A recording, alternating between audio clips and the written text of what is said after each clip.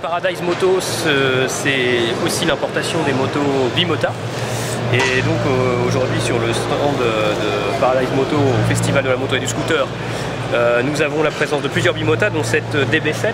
Alors Thierry, la DB7 toujours en vente. À quand arrive la DB8? La DB8, on l'attend dans maximum 2-3 semaines.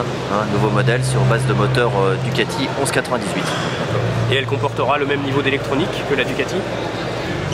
Un petit peu moins sophistiqué, c'est l'électronique Bimota, donc un petit peu différent. Et nous avons aussi une DB5R. Ça, c'est une moto assez particulière. Oui. C'est une sportive, une des dernières sportives, comme tu le disais, à moteur à air.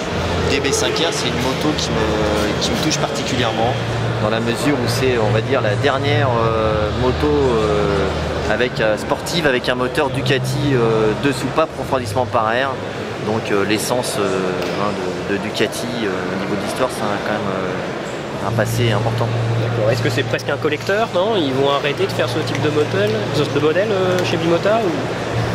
Tant que Ducati va produire encore le moteur 1100 DS, il n'y a pas de raison que ça s'arrête. On représente beaucoup la marque. Et elle a une finition qui est exemplaire, comme toutes les Bimota. Le carbone est magnifique, les coloris italiens sont aussi des trucs qui sont... Elle a une identité très très forte.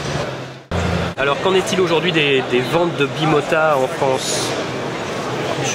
Je te cacherai pas que les ventes sont pas bonnes pour plusieurs raisons, et principalement là on est en pleine crise économique quand même depuis maintenant 2 ans, et les clients achètent des produits vraiment réfléchis.